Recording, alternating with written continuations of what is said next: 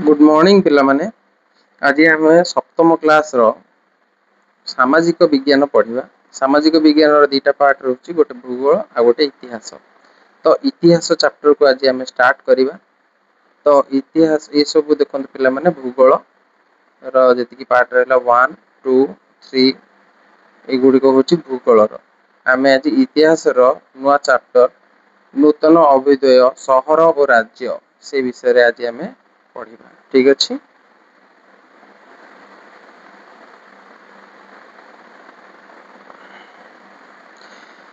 अध्याय 4 नूतन अभ्युदय सहर और राज्य से विषय पढ़ा। ता विषय जानिया पूर्व कौटिल्य जड़े अर्थशास्त्री थे, जी कि कौन कही मतामत कौन थिला, किपरि भाव एक सहर बा एक राज्य गढ़ी हवा दरकार ता विषय टिके आमे आगे जानिदवा। कौन सी देश बा राज्यर सुरक्षा तार राजधानी और मुख्य सहर गुड़िकर सुरक्षा उपर निर्भर करता है। पिला माने आमे जेतेबेले कौनसी भी राज्य बा सहर देखिबा तार निहाती आगे सुरक्षा आवश्यक। जेपरि कि आमे गोटे बाड़ी रे कौनसी भी फल बा पनीपरिया चाष करती, चाष कर देकी आमे खाली तो छाड़ी दियंती, तार चारिपटे बाड़ दियंती बा तार रक्षा करिया पई आमे कौनसी भी पंथा आपणी नि थांती, जहा फल रे बाहर कौनसी जीव जंतु बा किए भी भितर पशिकी आमर जिनस को नष्ट न कर दो बा नहीं न जाओ, से आमे भी सुरक्षित रही था, सुरक्षित करने को चेष्टा करता। ठीक से भाई कौन सी राज्य बा राजधानी जितेबले तैयारी हुए तार सुरक्षा अत्यंत आवश्यक। नहले बाहर जो विदेशी जो खराब शक्ति अच्छा से मैंने चेष्टा करेंगे आमर सहर बा आम राज्य को लुंठन करने, आमर जिनस पत्र को नष्ट करने। तो सुरक्षा सर्वप्रथम दरकार कौन जिनस तैयारी हवा पूर्व। तो कौन सी देश बा राज्यर सुरक्षा तार राजधानी मुख्य सहर गुड़िक उपर सुरक्षा निहाती भल भाव दरकार। तापरे राज्यर भूमि केवल बासस्थान किंबा कृषि नुह। कौन गोटे राज्यर भूमि जदि अच्छी बड़ आकार गोटे बड़ भूमि अच्छी बहुत बढ़िया अच्छी, आमे खाली सेठी माने रहिवार खाली व्यवस्था करवा ठीक नुहे, किंबा कृषि खाली करवाटा भी ठीक नुहे।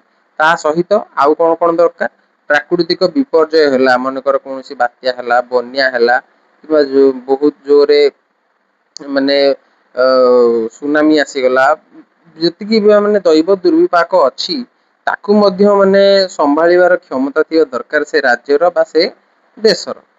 तो सेतिकी माने लोक मानकर आवश्यक समय रे विपद समय जाइए से जगार पहुँचवा केमी असुविधा न हो तापाई चेष्टा करवा, यही सब जिन आम चेष्टा करवा निहाती दरकार। पुनश्च से ही भूमि कृषि उपयोगी हेबा दरकार।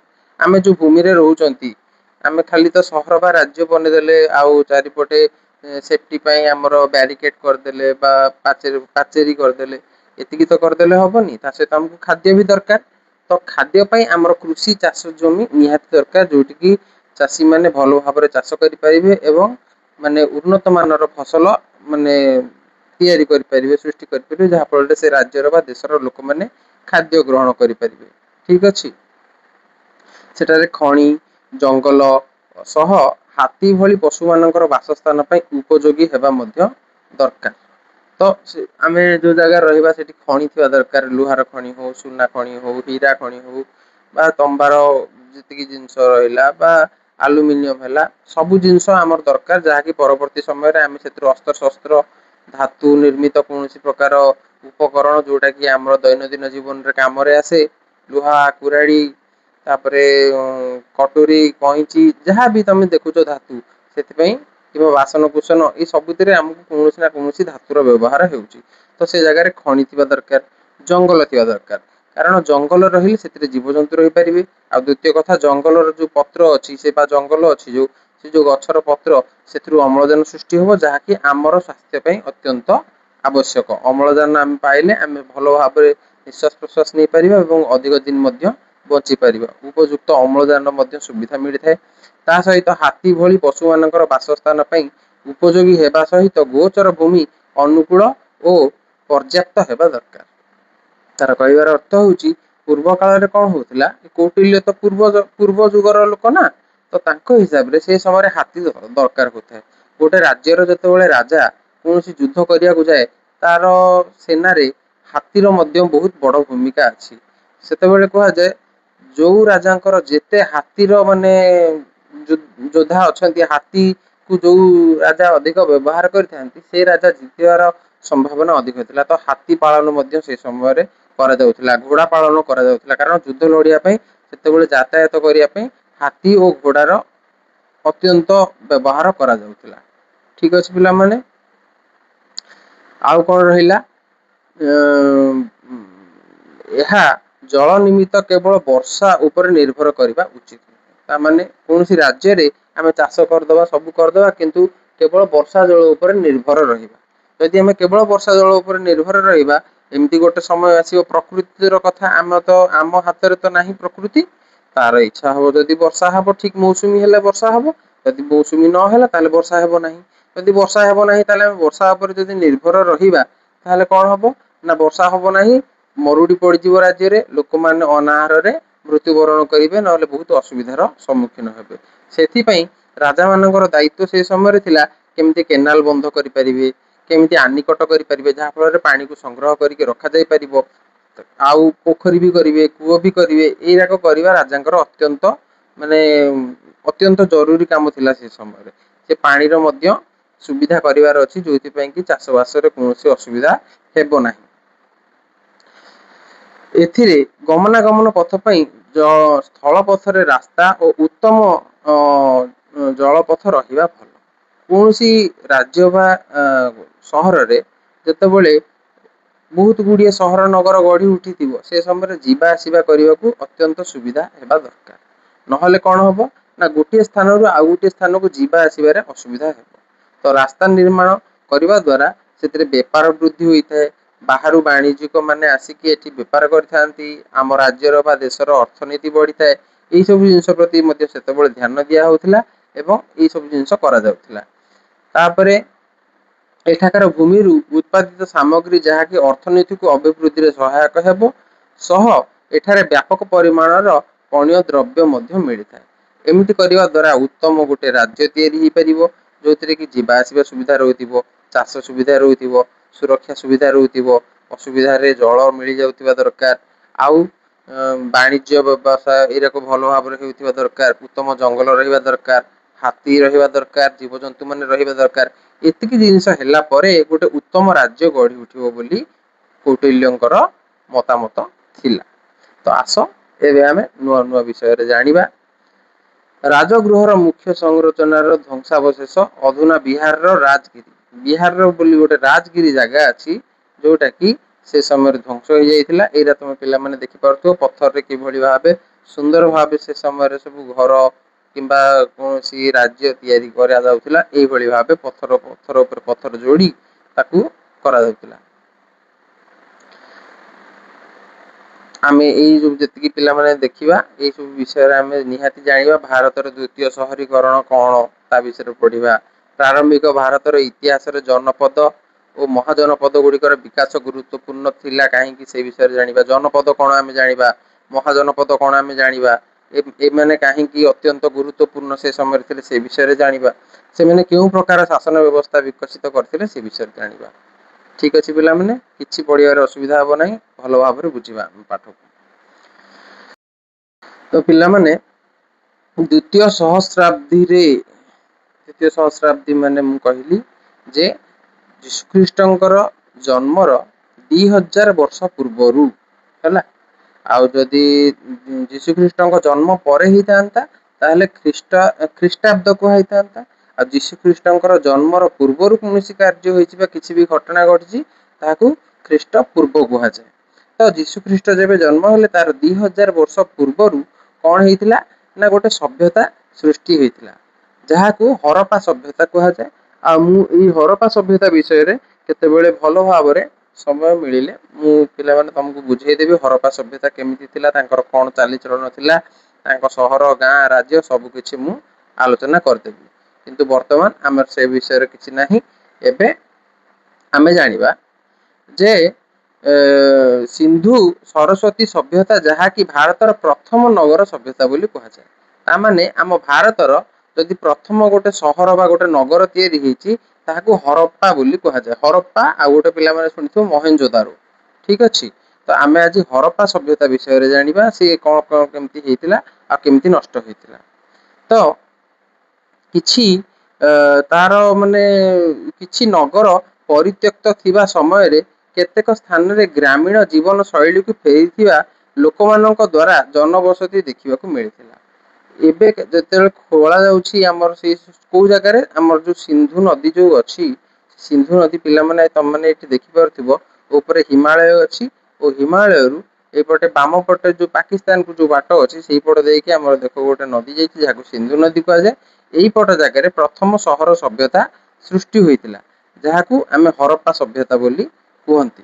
तो सेठी किछि भांगी थिबा खोला जेतेबेले हमर ए जो खोलाखोली करके जो सब अछंती आर्कियोलॉजिस्ट सेमाने आसी खोलाखोली करके देखिले चेक कले से जानि पाइले जे से समय रे बहुत किछि जिंस अछि जोरा कि व्यवहार होतिला आउ से समय रे कोन कोन होतिला हम एबे वर्तमान जानिबा।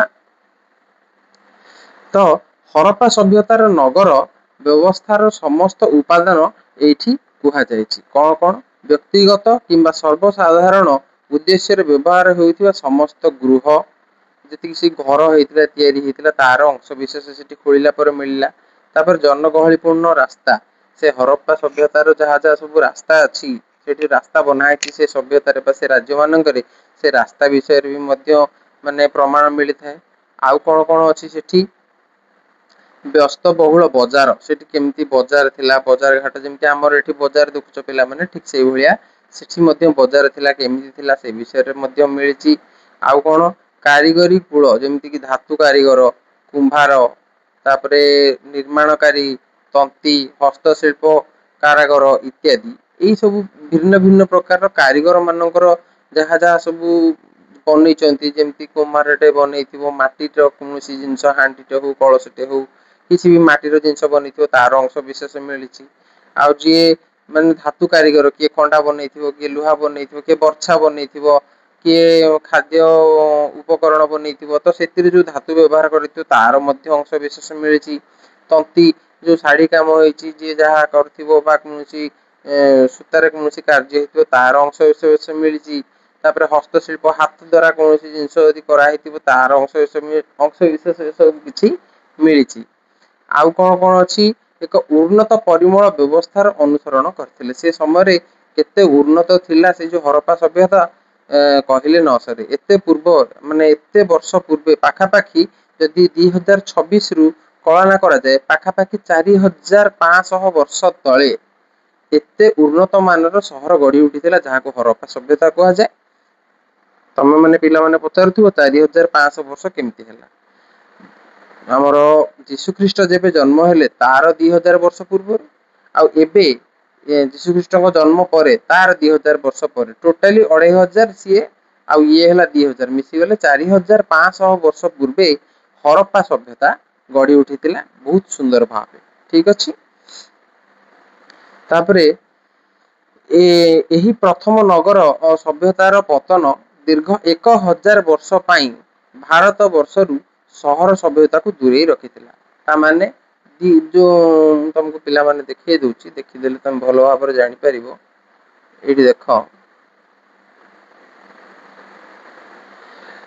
पिला माने एठी देखि पारतु हरप्पा सभ्यता लेखा हेची हरप्पा सभ्यता पाखा पाखी 1900 मसिया समय रे आरंभ होइतिला सेही समय रु आरंभ होइकी तापरे किछि वर्ष गला परे देखो पिला माने एठी 1200 लेखा हेची 1200 तो से जो 1900 रु 1200 से जो मध्य रे आउ कोनोसी प्रकार माने माने सहर गढ़ी उठिबार कोनोसी प्रमाण मिले नाही। हरप्पा सभ्यता बर्बाद हे गला परे ध्वंस विध्वंस हे गला परे तार 1000 वर्ष पर्यंत आउ कोनोसी सभ्यता देखिबार मिली नाही। तापरे पुनी आउ गोटिए सभ्यता सृष्टि होबाकू आरंभ होला जोटा कि आमे एबे जानिबा ठीक अछि पिला माने।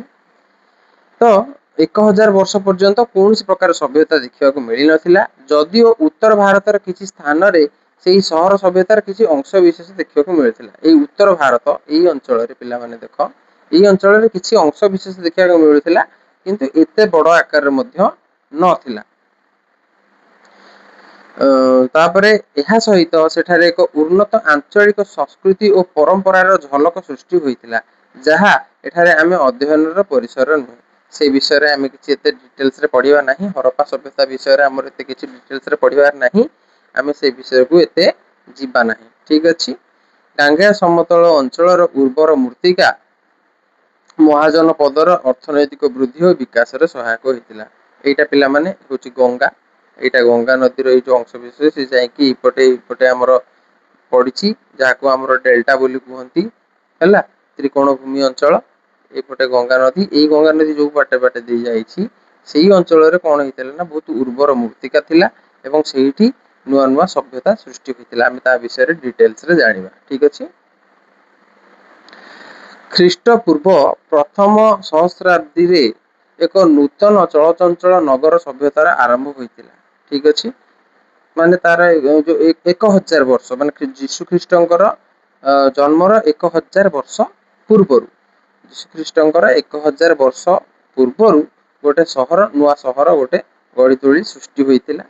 यही नगर सभ्यता विशेषकर गंगा और सिंधु नदीर अववाहिकार और यार निकटवर्ती अंचल आरंभ होई परे धीरे धीरे उपमहादेश विस्तार लाभ करथिला। तुमको पिला माने बुझेदेवी किसी व्यस्त हवा दरकार नहीं।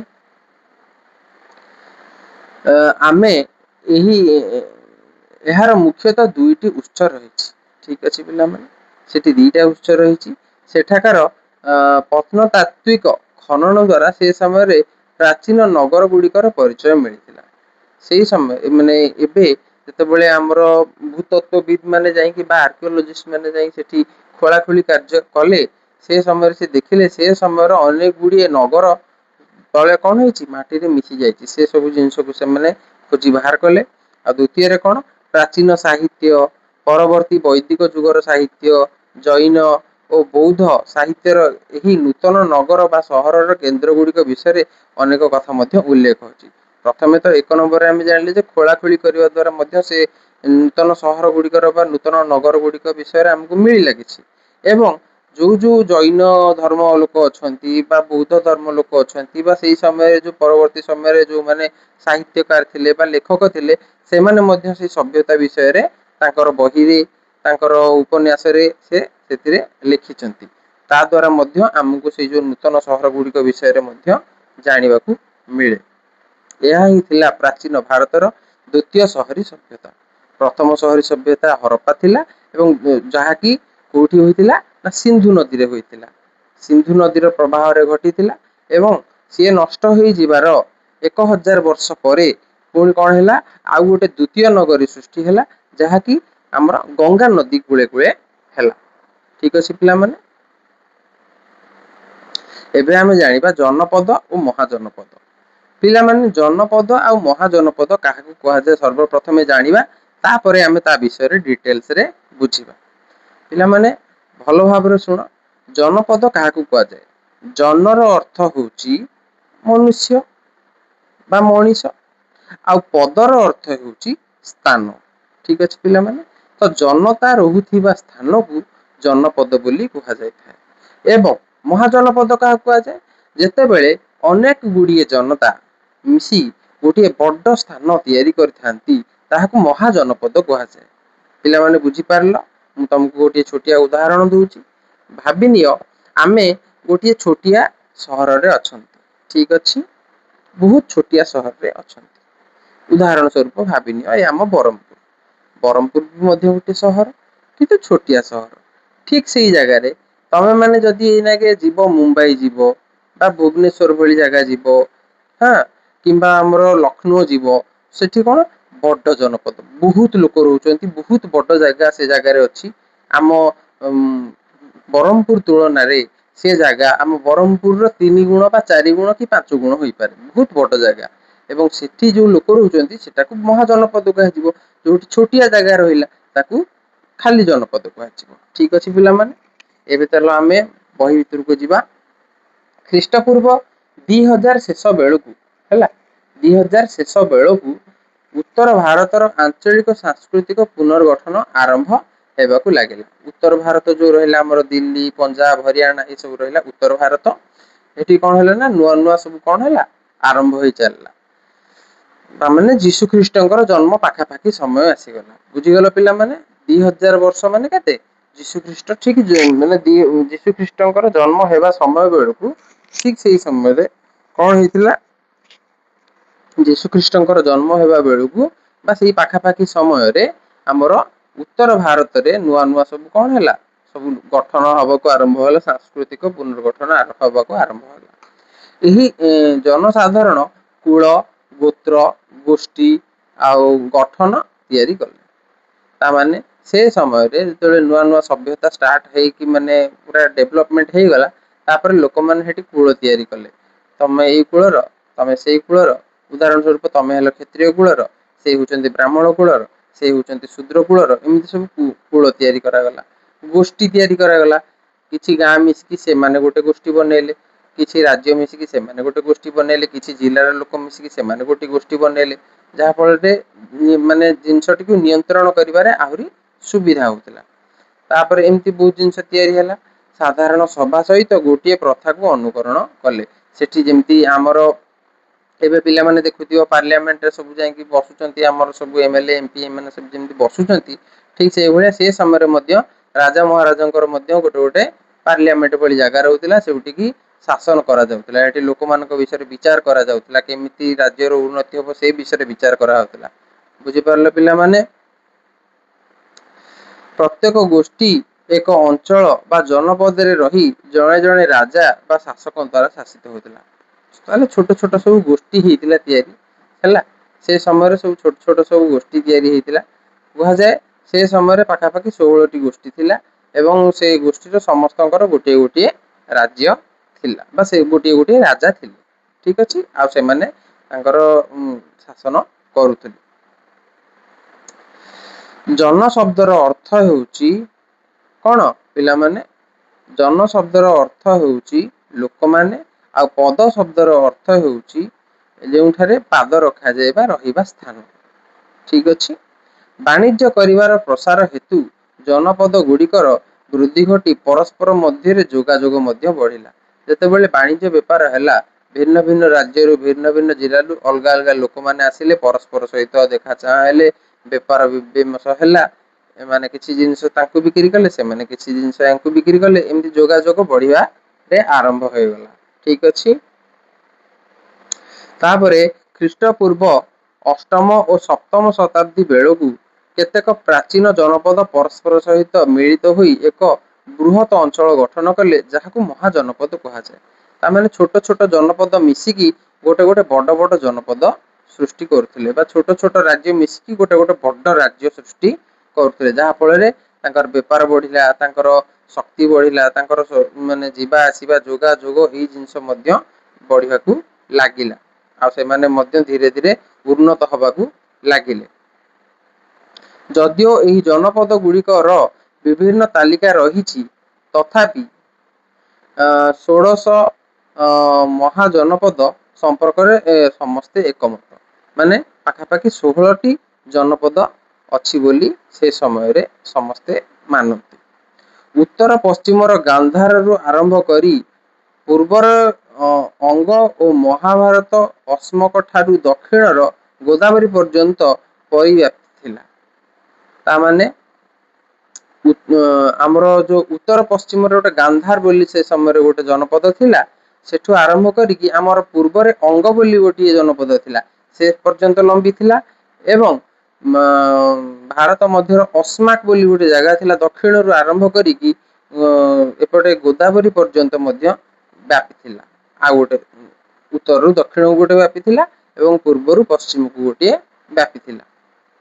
ଏହା ବ୍ୟତୀତ କେତେ ଗୁଡିଏ ସ୍ଵାଧୀନ ଜନପଦ ମହାଜନପଦ ସହିତ ମଧ୍ୟ ମିଶି କରିକି ଥିଲେ। ଯୋଉମାନେ ମିଶିବାକୁ ଚାହୁଁନଥିଲେ କାହା ସହିତ, ସେମାନେ ମଧ୍ୟ ମିଳିମିଶିକି କାମ କରୁଥିଲେ ବା ମିଳିମିଶିକି ବେପାର ବାଣିଜ୍ୟ କରୁଥିଲେ। ଗାଙ୍ଗେୟ ସମତଳ ଅଞ୍ଚଳରେ କେତୋଟି ମହାଜନପଦ ସୃଷ୍ଟି ହୋଇଥିଲା ଲକ୍ଷ୍ୟ କର। ଆଉ ଏଗୁଡିକର ସୃଷ୍ଟି ପଛରେ ପ୍ରମୁଖ କାରଣ ଗୁଡିକ ହେଲା ଉର୍ବର ଗାଙ୍ଗେୟ ସମତଳ ଭୂମିର କୃଷିର ଅଭିବୃଦ୍ଧି। ଯେହେତୁ ଗଙ୍ଗା ନଦୀ କୂଳ ଅତ୍ୟନ୍ତ ସେଠି ପଟୁ ମାଟି ଅଧିକ ଭାବରେ ଦେଖା ଯାଇଥାଏ, ତ ସେଥିପାଇଁ ସେଠି ତାର ଚାଷ ବାସ ସେଠି ଭଲ ହୁଏ। ସେଠି ଲୋକମାନେ ରହିବାକୁ ଆରମ୍ଭ କଲେ, ବେପାର ବାଣିଜ୍ୟ ହେଲା, ପାଣିରେ ଯିବା ଆସିବା ଏଇ ଜିନିଷ ସବୁ ସୃଷ୍ଟି ହେଲା ତ ଯାହା ଫଳରେ ଲୋକମାନଙ୍କର ବେପାର ସବୁ ବଢିବାକୁ ଲାଗିଲା, ଲୋକମାନଙ୍କର ହାତକୁ ପଇସା ଆସିଲା, ସମସ୍ତେ ଉନ୍ନତ ହେଲେ। ଆଉ କଣ ବିଭିନ୍ନ ପାହାଡ ପର୍ବତରେ ଲୁହା ପଥର ସୁଲଭତା କୁହାଯାଏ ଯେ ଦ୍ଵିତୀୟ ସହର ଯେତେବେଳେ ଗଢି ଉଠିଲା, ପ୍ରଥମ ସହରରେ ତମ୍ବା ଆଉ ତାପରେ ଯୋଉ ପିତ୍ତଳ ଏଇ ଜିନିଷର ବେଶୀ ବ୍ୟବହାର ହଉଥିଲା।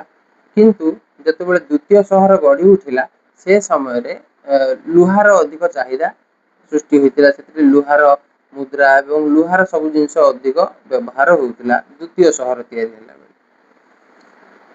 ଆସ ଅନୁସନ୍ଧାନ କରିବା ଏହି ଜନପଦ ଗୁଡିକ ମଧ୍ୟରେ ଶକ୍ତିଶାଳୀ କିଏ କିଏ ଥିଲେ? ଯେତିକି ଯୋଉ 16ଟା ଯୋଉ ଜନପଦ କୁହାଗଲା ତା ଭିତରେ ଶକ୍ତିଶାଳୀ କୋଉ ମାନେ ଥିଲେ? ମଗଧ ଥିଲା, କୌଶଳ ଥିଲା, ବସ୍ତ ଥିଲା, ଆଉ ଗୋଟେ ଅବନ୍ତୀ ବୋଲି ଥିଲା। ଏଇଟା ପିଲାମାନେ ନିହାତି ମନେ ରଖିବ। ଠିକ ଅଛି, ଆଉ ମାନଚିତ୍ରରେ ମୁଁ ତମମାନଙ୍କୁ ଦେଖେଇଦେବି। ସେମାନଙ୍କ ମଧ୍ୟରୁ କେତୋଟିକୁ ଆଜିର ଭାରତୀୟ ସହର ସହ ଯୋଡି ରହିପାରିବ? ମହାଭାରତରେ ବର୍ଣ୍ଣିତ ମାନଚିତ୍ରରେ ଓଡିଶାକୁ କଣ କୁହାଯାଉଥିଲା ଏବଂ ଏହା କେଉଁଠି ଅବସ୍ଥିତି ଚିହ୍ନଟ କର? ମହାଭାରତ ସମୟରେ ଓଡିଶାକୁ କଳିଙ୍ଗ କୁହାଯାଉଥିଲା। ସେ ମଧ୍ୟ ମଗଧରେ ଆସୁଥିଲା।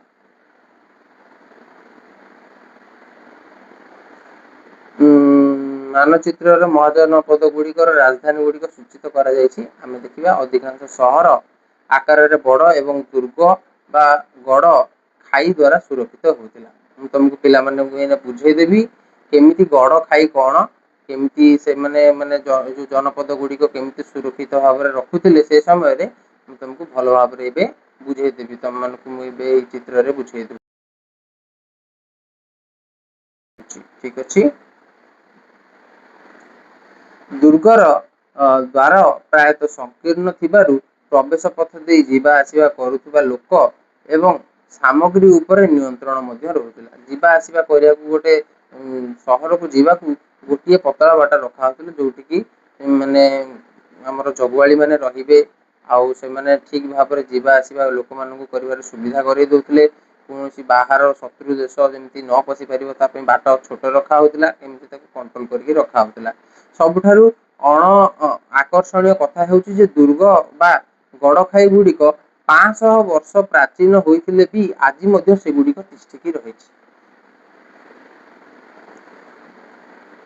ପ୍ରାଚୀନ ଗଣତାନ୍ତ୍ରିକ ପରମ୍ପରା ସେ ସମୟରେ କେମିତି ମାନେ ଶାସନ ହଉଥିଲା? ଆମର ଯେମିତି ପିଲାମାନେ ଗଣତନ୍ତ୍ର ଶାସନ ଚାଲିଛି, ଆମେ ଭୋଟ ଖଣ୍ଡେ ଦେଇ ଦଉଛନ୍ତି, ଏମଏଲଏ ଆମେ ଚଏସ୍ କରିଦଉଛନ୍ତି ବା ଏମପି ଚଏସ୍ କରିଦଉଛନ୍ତି, ସେମାନେ ଯାଇକି ପାର୍ଲିଆମେଣ୍ଟରେ ବସିକି ଆମର ଭଲ ମନ୍ଦ ଏଇ କଥା ସବୁ ବିଚାର କରୁଛନ୍ତି, ଆମ ପାଇଁ ସୁବିଧା କରିଦଉଛନ୍ତି। ଠିକ ସେଇଭଳିଆ ସେ ସମୟରେ ମଧ୍ୟ କିଛି ଗଣତାନ୍ତ୍ରିକ ପରମ୍ପରା ଚାଲିଥିଲା। କଣ ଚାଲିଥିଲା ଆମେ ଏବେ ଜାଣିବା। ପ୍ରତ୍ୟେକ ଜନପଦର ସଭା କିମ୍ବା ସମିତି ନାମରେ 2ଟି ପରିଷଦ ଥିଲା। ହେଲା, ଗୋଟେ ସଭା ଥିଲା ଆଉ ଗୋଟେ ସମିତି ଥିଲା, ଯେଉଁଠାରେ ନିର୍ଦ୍ଦିଷ୍ଟ ଗୋଷ୍ଠୀ ବା ଦଳର ସମସ୍ୟା ଗୁଡିକର ଆଲୋଚନା କରାଯାଉଥିଲା। ଅନେକ ଗୁଡିଏ ସେଠି ଦଳ ବା ଗୋଷ୍ଠୀ ରହୁଥିଲେ, ତ ସେମାନେ ନିଜ ନିଜର ଅସୁବିଧା ଆଣିକି ସେଇ ସଭାରେ ପହଞ୍ଚୁଥିଲେ। ଭାରତର ସର୍ବ ପ୍ରାଚୀନ ଗ୍ରନ୍ଥ ବେଦରେ ସଭା ଓ ସମିତିର ମଧ୍ୟ ଉଲ୍ଲେଖ କରାଯାଇଛି। ଗୋଷ୍ଠୀ ବା ଦଳର ବିଜ୍ଞ ଲୋକମାନଙ୍କୁ ନେଇ ପ୍ରତ୍ୟେକ ଗୋଷ୍ଠୀରେ ଗୋଟେ ଜ୍ଞାନୀ ଲୋକ ଥିବେ ନା, ଯେମିତି ଆମର ଗୋଟେ ସ୍କୁଲରେ ଗୋଟେ ଜ୍ଞାନୀ ପିଲା ଥାଏ, ଠିକ ସେଇଭଳିଆ ପ୍ରତ୍ୟେକ ଗୋଷ୍ଠୀରେ ମଧ୍ୟ ଜଣେ ଲିଡର ରହୁଥିଲା। ସେ ଲିଡର କଣ କରିବ ନା ତାଙ୍କ ଗୋଷ୍ଠୀ କଥା ଆଲୋଚନା କରିବ। ଯେମିତି ଆମର ଏଠି ଜିଲ୍ଲା ହେଇଗଲା, ଆମ ଜିଲ୍ଲାର କଥା ଆମେ ଆମର ଏମଏଲଏ କୁ ଚଏସ୍ କରିଛନ୍ତି, ସେ ଏମଏଲଏ ବୁଝିବେ। ଠିକ ସେଇଭଳିଆ ତାଙ୍କର ସେମିତି ଗୋଟେ ଗୋଟେ ଗୋଷ୍ଠୀରେ ଗୋଟେ ଗୋଟେ ବିଜ୍ଞ ଲୋକ ରହୁଥିଲେ। ସେଇ ଗୋଷ୍ଠୀ ବିଷୟରେ ସେଇ ବିଜ୍ଞ ଲୋକ ବା ସେଇ ଜ୍ଞାନୀ ଲୋକ ମଧ୍ୟ ଉପସ୍ଥିତ ହୋଇକି ସମସ୍ତଙ୍କ କଥା ଉଠଉଥିଲେ ବା କହୁଥିଲେ। ରାଜ୍ୟ ବା ଶାସକ ରାଜା ବା ଶାସକ ସଭା ଓ ସମିତିର ସହାୟତାରେ ଶାସନ କାର୍ଯ୍ୟ ପରିଚାଳନା କରୁଥିଲେ। ରାଜା ମନମୁଖୀ ଶାସନ ସେ ସମୟରେ କରୁନଥିଲେ। ରାଜା ସେ ସଭାରେ ବା ସେ ସମିତିରେ ଯୋଉ ମାନେ ବିଜ୍ଞ ଲୋକମାନେ ଯୋଉ ଅଛନ୍ତି, ଯୋଉ ଉପସ୍ଥିତ ଅଛନ୍ତି, ସେମାନଙ୍କର ପରାମର୍ଶ ସେମାନଙ୍କର ମତକୁ ନେଇକି ରାଜା ତାଙ୍କର ନ୍ୟାୟ ବିଚାର କରୁଥିଲେ ବା ତାଙ୍କର ମତାମତ ଦଉଥିଲେ। ଫଳତଃ ରାଜା କିମ୍ବା ଶାସକ ମନମୁଖୀ କିମ୍ବା ସ୍ଵେଚ୍ଛାଚାରୀ ହୋଇପାରୁନଥିଲା। ରାଜା ମନମୁଖୀ ଶାସନ ଏଇ ସମୟରେ କରିପାରୁନଥିଲେ। ସେଠି ସମସ୍ତଙ୍କର ମତାମତ ନେବା ପରେ ରାଜା ନିଷ୍ପତ୍ତି ନେଉଥିଲେ। ତେଣୁ ସେ ସମୟରେ ଶାସନ ବ୍ୟବସ୍ଥା ପ୍ରଜା ମାନଙ୍କ ପାଇଁ ମଙ୍ଗଳ ଓ କଲ୍ୟାଣକାରୀ ଥିଲା। ମାନେ କହିପାର ପିଲାମାନେ ବର୍ତ୍ତମାନ ଭଳି ଥିଲା। ଆମର ଚଏସ୍ କଲେ ଦରକାର ପଡିଲେ ଯେମିତି ଆମର ସରକାର ଆମେ ବଦଳେଇ ଦଉଛନ୍ତି, ଠିକ ସେଇଭଳିଆ ସେ ସମୟରେ ମଧ୍ୟ ଯେତେବେଳେ राजा किसी भूल भाल काम करते समस्ते मिलमिशि राजा को बाहर करदे पुणी नुआ राजा चयन करुले। यही पिला माने देखि दियो ये हूँ सब भिन्न भिन्न सब जो 16 जो आमर जनपद अच्छी यहाँ देख जमी कंबोज रहा, गांधार रहा, तक्षशिला रहा, कुरु रहा, पांचाल रहा, तापरे कोसल रहा, मल्ल रहा, मगध रहा, अंग रहा, चंपा रहा, हाँ एमती 16टा अच्छी, त्रिपुरी अच्छी, चेदी अच्छी, हाँ अस्माक अच्छी, एमती अनेक गुड़िए कौन 16टी ही आमर जनपद थिला जोटा कि आम टे पूर्व आलोचना करूँ। षोड़श महाजनपदर मानचित्र ये सब महाजनपद देखिपुच पिला माने ए माने सब कौन यार सब मानचित्र से समय यही भाव बड़ बड़ सब राज्य बा सहर गढ़ी उठी से समय।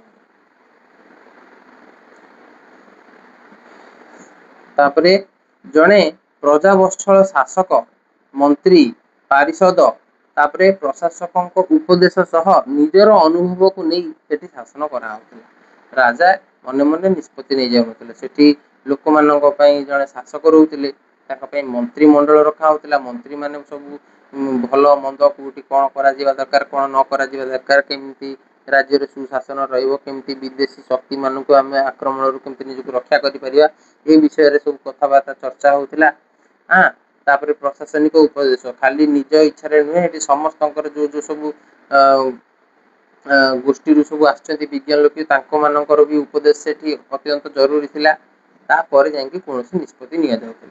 से समय रे किसी पाठरू जना जाए जे जड़े अपारक शासक बहिष्कार करने क्षमता सभा और समिति कि परिषदर जदि देखिले राजा मनमुखी शासन करूँकार सभा समितिर जो सदस्य मैंने से राजा को बहिष्कृत कर पारुले जदिओ यह एक आईन रूपे लिपिबद्ध थिबार देखा जाए नहीं सेमती किसी माने ग्यारंटी तो नहीं किंतु जहाँ देखा मिले जहाँ लेखारू देखा मिले एमती से समय आम जानू जे ए संपर्कीय तथ्य गुड़िक असंपूर्ण अटे। तत्कालीन राजनीति जहाँ जना जाए महाजनपद गुड़िक द्वारा प्रचलित मौलिक नीति आईन और आदर्श परिचालित होता माने जो महाजनपद अच्छी केमिति तैयारी हुए पिला माने केते गुड़िए छोट छोट जनपद मिसिकी गोटे बड़ महाजनपद हुए तो जनपदर जी सब लोक रहिले विज्ञ लोक रहिले से जो महाजनपदर जे राजा अच्छा सहित विचार विमर्श करी महाजनपद उत्तम कार्य करुले कहा राजा बा शासक मंत्री वयोज्येष्ठ परिषदर समर्थन रे सर्वोच्च क्षमता उपभोग करुले माने से जो जो आमर राज्यर जो सब जी सब रहिले सब किए किए जो सब मंत्री परिषद रहीगले जी सब विज्ञ लोक रहीगले से माने ही परवर्ती समय शासक होता मंत्री होता हाँ वयोज्येष्ठ परिषद विज्ञ व्यक्ति टीकार होता जनपद ही महाजनपद को समस्ते कौन हूँ प्रमोट होती प्रमोशन हुए।